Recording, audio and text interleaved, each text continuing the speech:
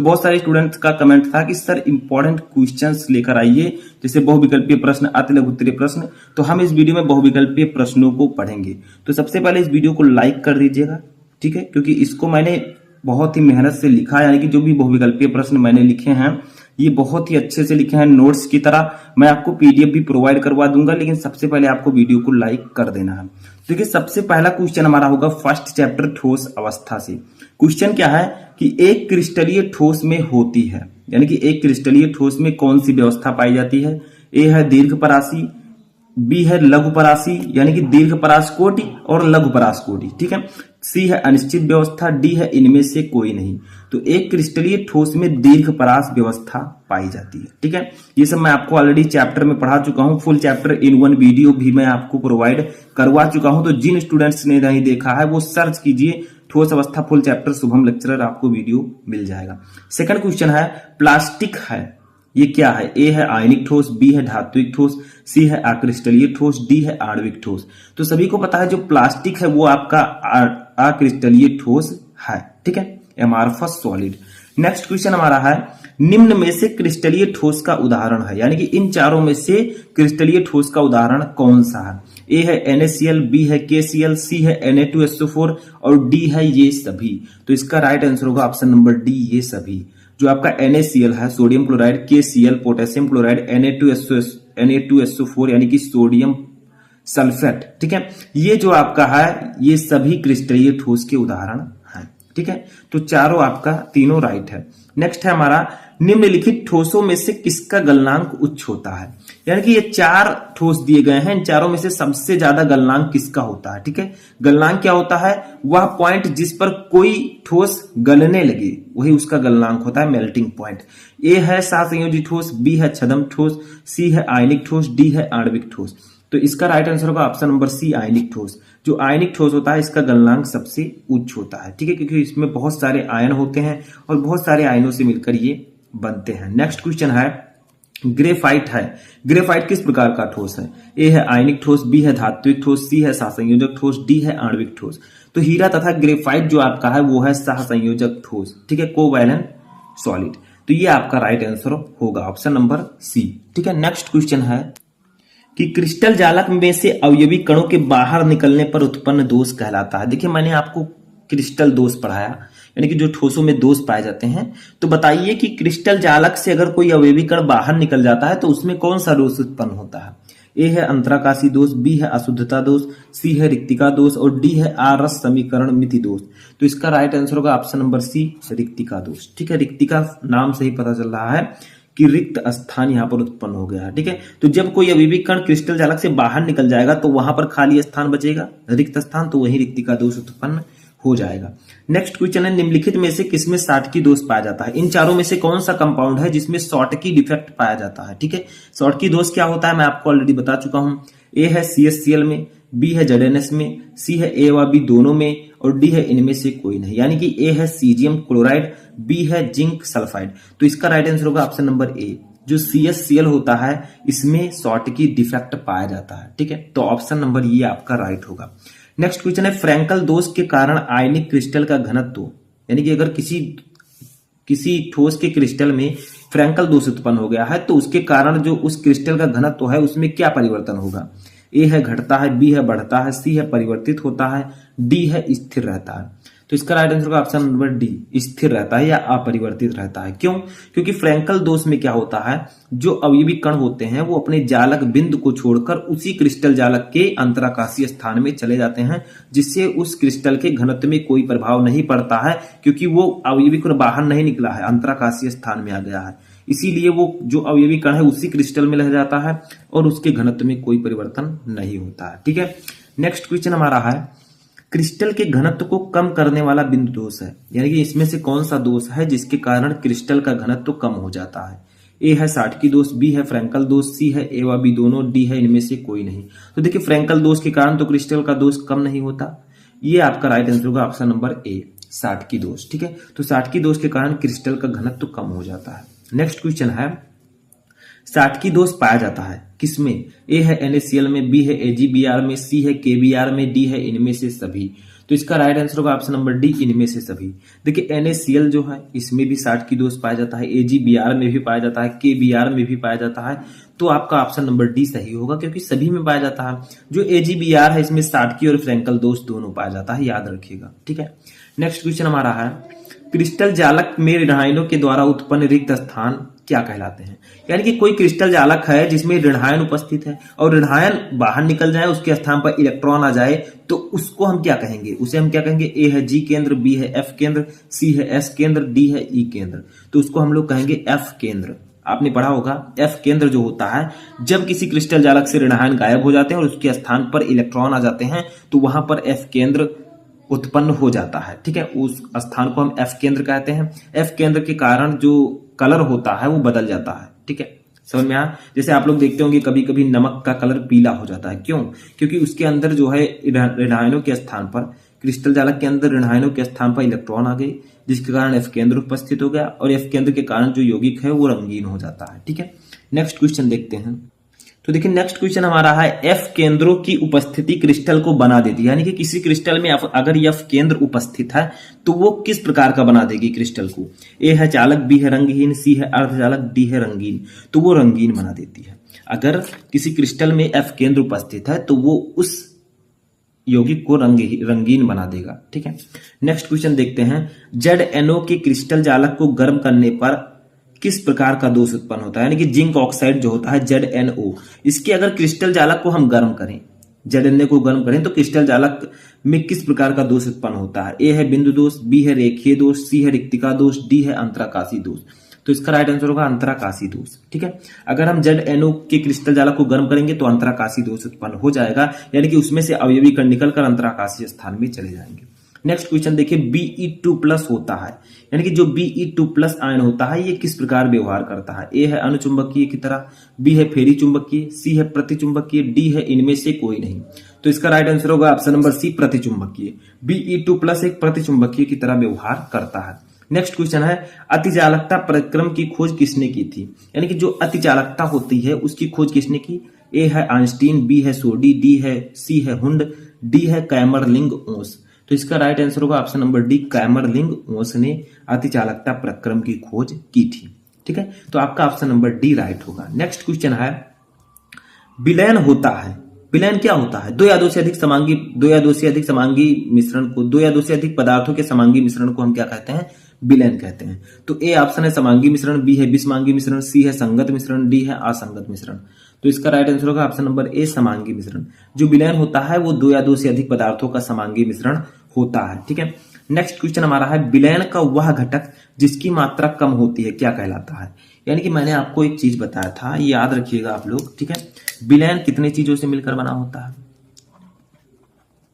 विलयन equal to दो चीजों से मिलकर बनता है, एक विलेय होता है और एक विलायक होता है। ठीक है, एक विलेय एक विलायक, एक सॉल्वेंट एक सॉल्यूट। ठीक है, तो देखिए मैंने आपको बताया था कि विलयन में जिसकी मात्रा कम हो उसे हम विलेय कहेंगे, जिसकी मात्रा अधिक हो उसे हम विलायक कहेंगे। तो वही यहां पर पूछा जा रहा है कि विलयन का वह घटक जिसकी मात्रा कम होती है क्या कहलाता है।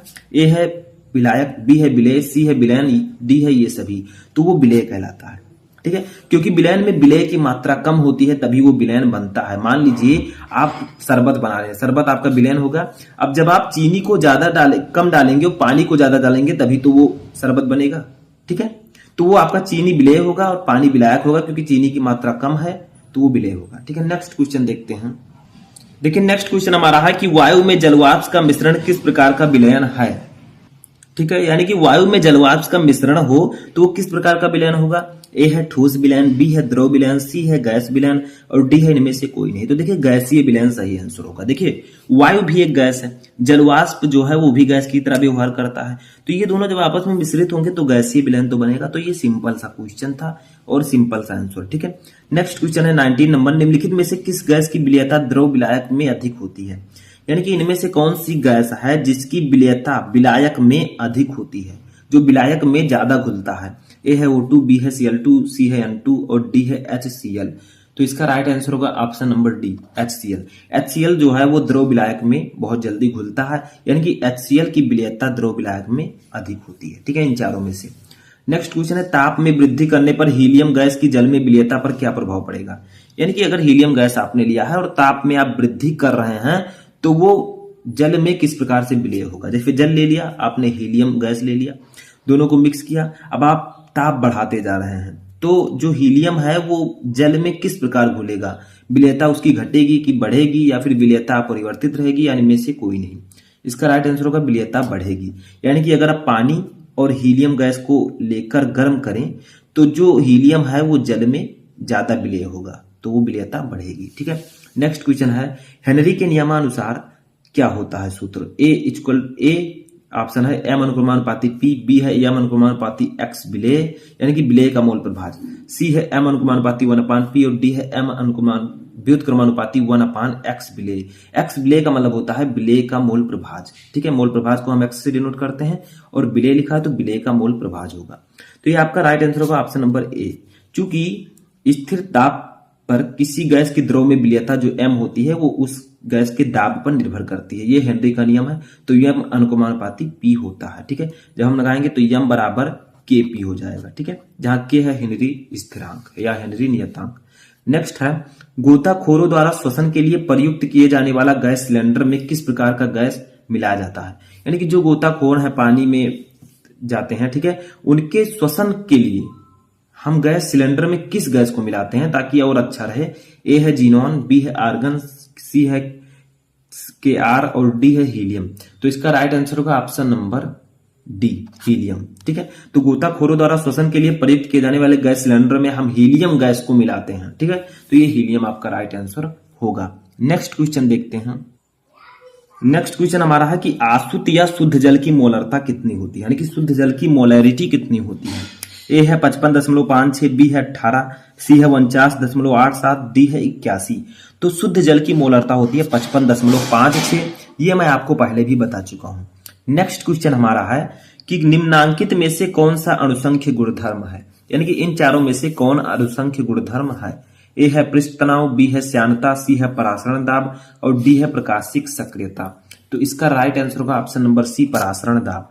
जो परासरण दाब है ऑस्मोटिक प्रेशर, वो एक अणुसंख्य गुणधर्म है। ठीक है, नेक्स्ट क्वेश्चन हमारा है लास्ट क्वेश्चन कि जल का मोलल उन्नयन स्थिरांक होता है, कितना होता है।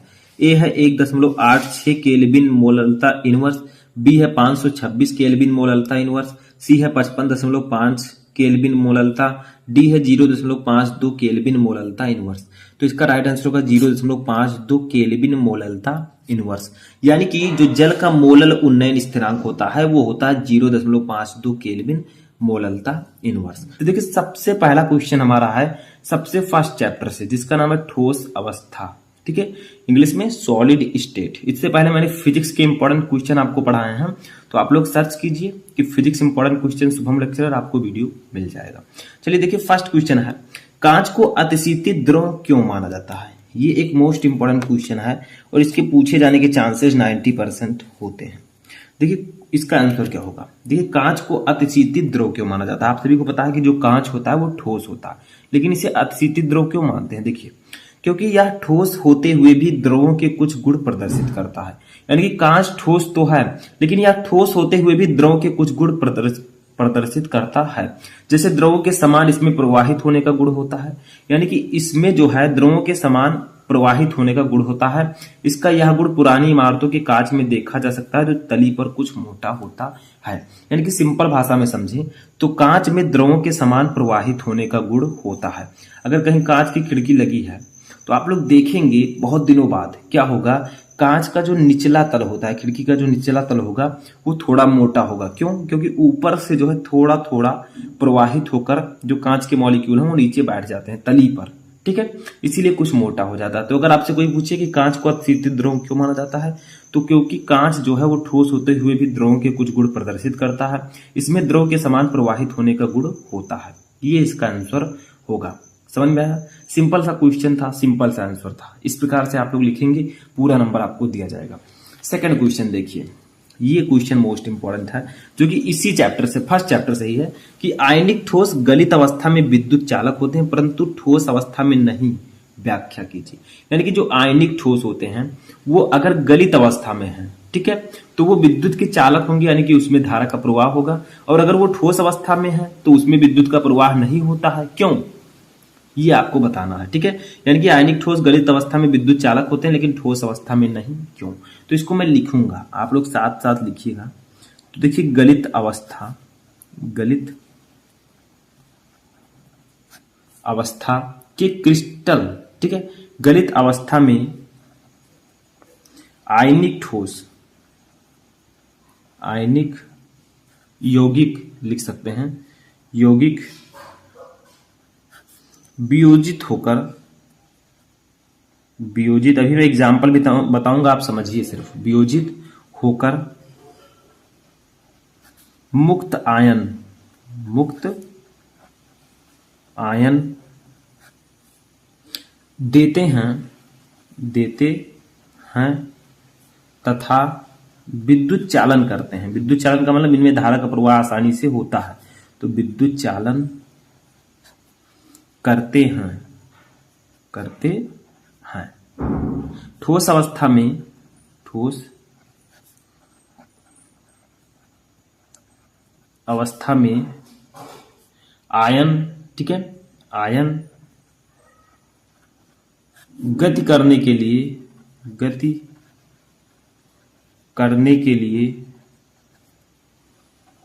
मुक्त नहीं होते, ठीक है, नहीं होते हैं। अब आप लिख सकते हैं अतः ये ठोस अवस्था में, अतः ये ठोस अवस्था में, ठोस अवस्था में विद्युत चालन नहीं करते हैं, विद्युत चालन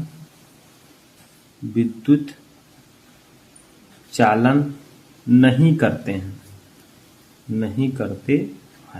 तो देखिए सिंपल है, मैंने आपको क्या बताया कि जब किसी चालक में, जैसे कोई चालक है उसमें इलेक्ट्रॉन गतिमान आवेश जो है वो गतिमान होते हैं, ठीक है, मुक्त इलेक्ट्रॉन जो है उसमें गतिमान होते हैं, तब उसमें धारा का प्रवाह होता।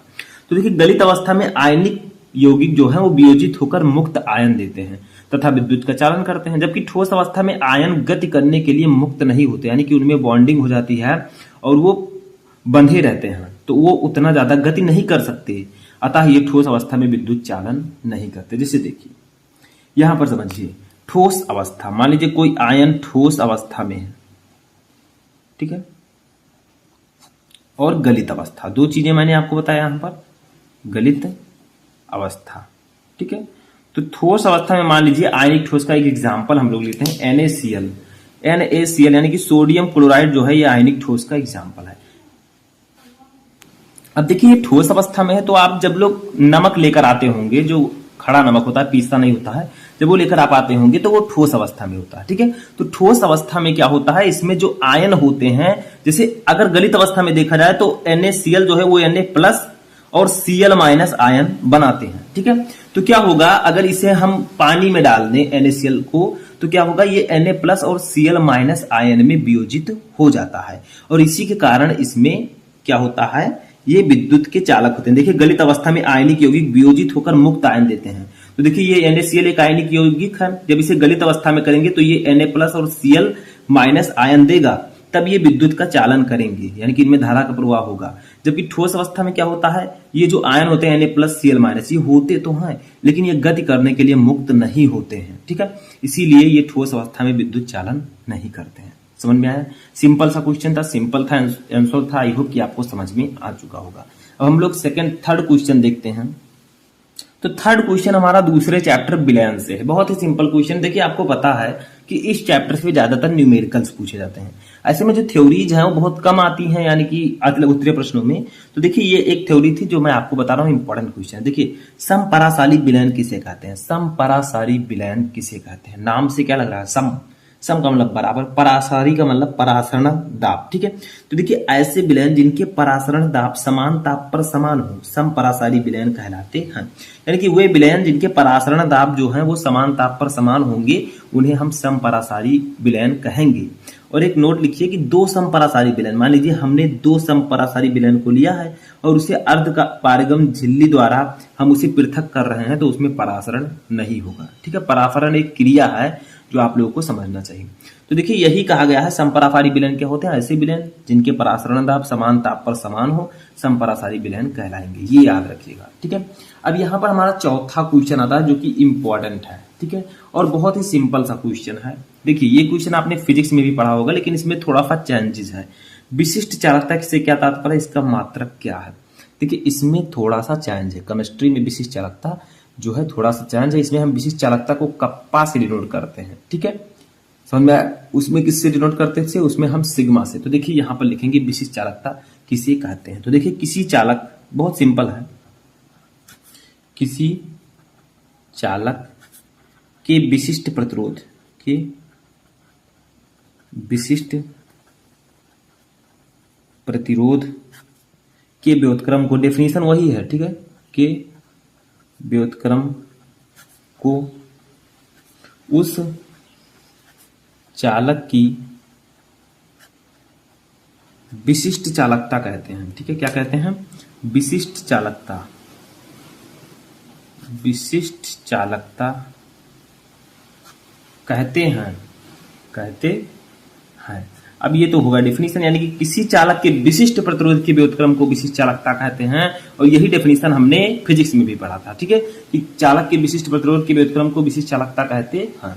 अब इसे हम डिनोट किससे करते हैं, तो देखिए इसे ग्रीक अक्षर एक है जिसको हम लोग कहते हैं कप्पा। ये कुछ के की तरह बनता है इस प्रकार से। ठीक है, इस प्रकार से इसे हम कहते हैं कप्पा से प्रदर्शित करते हैं या से निरूपित करते हैं, कुछ भी लिख सकते हैं, से निरूपित करते हैं। यानी केमिस्ट्री में हम विशिष्ट चालकता को कप्पा से प्रदर्शित करते हैं। इसका फार्मूला क्या हो जाएगा, कप्पा इक्वल टू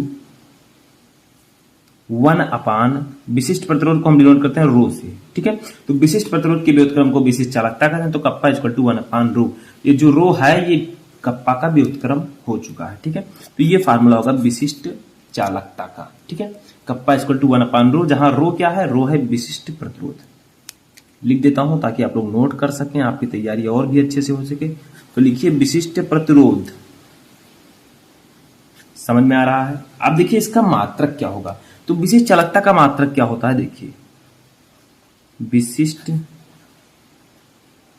चालकता, ठीक है, का मात्रक होता है ohm inverse centimetre inverse, ohm inverse centimetre inverse. ठीक है, या इसे आप लोग इस तरह से भी लिख सकते हैं, सिंपल है। ओम का क्या होता है, ओम को कुछ हम इस प्रकार से डिनोट करते हैं, देखिए ये ohm inverse and centimetre inverse. ठीक है, या एक प्रकार एक इसका मात्रक और है, या इसी को हम लिख सकते हैं साइमन, यस है साइमन सेंटीमीटर इनवर्स। तो ये तीनों मात्रक इसी के हैं। ठीक है, होता है। तो याद रखिएगा विशिष्ट चालकता का मात्रक ओम इनवर्स सेंटीमीटर इनवर्स या ओम इनवर्स मीटर इनवर्स अगर आप लिखना चाहें, या ओम इनवर्स सेंटीमीटर इनवर्स, इस प्रकार से ओम बना दीजिए। ये साइमन सेंटीमीटर इनवर्स होता है। अगर पूछा जाता है तो आप लोग इसका आंसर आसानी से दे देंगे अगर आपको पता है तो। अब हम लोग देखेंगे अपना नेक्स्ट क्वेश्चन। तो देखिए फिफ्थ क्वेश्चन क्या है, सिंपल सा क्वेश्चन है कि कॉपर सल्फेट यानी कि CuSO4 की विलयन में लोहे की कील डालने पर क्या होगा। ये तीसरे चैप्टर का क्वेश्चन है जिसका नाम है वैद्युत रसायन। ठीक है, जो अभी मैंने आपको इससे पहले बताया वो भी वैद्युत रसायन का ही है। तो देखिए कहा जा रहा है कि कॉपर सल्फेट जिसे हम डिनोट करते हैं CuSO4 से, इस विलयन में अगर हम लोहे की कील डाल दें तो क्या होगा। तो देखिए कॉपर सल्फेट के विलयन में लोहे की कील डालने पर लोहे की कील के ऊपर कॉपर की परत चढ़ जाएगी। यानी कि अगर आप कॉपर सल्फेट के विलयन में लोहे की कील डालते हैं, ठीक है, तो क्या होगा, लोहे की कील के ऊपर कॉपर की परत चढ़ जाएगी, क्योंकि कॉपर की सक्रियता लोहे से कम होती है। देखिए सक्रियता श्रेणी एक होती है, उसको मैं आपको जब समझाऊंगा तो बताऊंगा। ठीक है, क्योंकि कॉपर की सक्रियता लोहे से कम होती है, यानी कि लोहे की सक्रियता ज्यादा होती है, तो लोहे के ऊपर कॉपर की परत चढ़ जाएगी। सिंपल है, रीजन आप लोग याद रखिए बस। अब देखिए हमारा एक क्वेश्चन आता है जो कि चौथे चैप्टर से है, जिसका नाम है रासायनिक बलगत। ये क्वेश्चन बहुत ही सिंपल सा है। ठीक है, क्वेश्चन क्या है कि निम्न अभिक्रिया की कोटि और वेग स्थिरांक की इकाई लिखिए। यानी कि ये एक अभिक्रिया दी गई है, आपको बताना है ये किस कोट की अभिक्रिया है। जैसे कई कोट होते हैं, शून्य कोट, प्रथम कोट, द्वितीय कोट, तृतीय कोट, तो किस कोट की अभिक्रिया है और इसका मात्रक भी आपको लिखना है। जिस कोट की अभिक्रिया है उसका मात्रक लिखिए। तो अभिक्रिया जो होगी, अभिक्रिया, आंसर लिख रहा हूं, अभिक्रिया किस कोट की है? शून्य कोट की है। तो आप लोग लिखिए अभिक्रिया शून्य कोट की है, ठीक है, शून्य कोटि की है। अब शून्य कोट की क्यों है? क्योंकि याद रखिएगा आप लोग कि अगर कोई अभिक्रिया प्रकाश की उपस्थिति में हो रही है तो वो अभिक्रिया शून्य कोट की अभिक्रिया होगी। देखिए H2 + Cl2 = 2HCl, ये प्रकाश की उपस्थिति में हो रही है तो ये शून्य कोट की अभिक्रिया होगी। देखिए यहाँ पर ध्यान दीजिए, अगर ये आपका देखिए बैलेंस है या नहीं, तो देखिए हाइड्रोजन के 2 मॉलिक्यूल हैं, यहाँ पर भी हाइड्रोजन 2 है, H के आगे 2 लिखा है। Cl के 2 मॉलिक्यूल है, यहाँ पर भी Cl क्लोरीन के 2 मॉलिक्यूल है। तो देखिए हाइड्रोक्लोरिक अम्ल हमारा बन चुका है। हाइड्रोजन और क्लोरीन जब प्रकाश में अभिक्रिया करेंगे, ठीक है। अब अभिक्रिया की जब शून्य कोट की है तो इसका मात्रक क्या होगा? तो शून्य कोट की अभिक्रिया का मात्रक क्या होता है उसको लिख लेते हैं, ठीक है। तो लिखेंगे वेग स्थिरांक की इकाई, इसके वेग स्थिरांक की इकाई होगी क्या? Mole litre inverse second inverse होती है, ठीक है, होगी। तो जब अभिक्रिया शून्य कोट की है तो इसके वेग स्थिरांक की इकाई mole litre inverse second inverse होगी, क्योंकि शून्य कोट की अभिक्रिया के वेग स्थिरांक की इकाई जो होती है वो mole litre inverse second inverse होती है। ये ला है, ठीक है, सही से लिख दीजिएगा इस प्रकार से, ये ला है, ठीक है। तो mole litre inverse second inverse होगी। तो आई होप कि आपको ये 5 क्वेश्चन, ये 6 क्वेश्चन आसानी से समझ में आ चुके होंगे।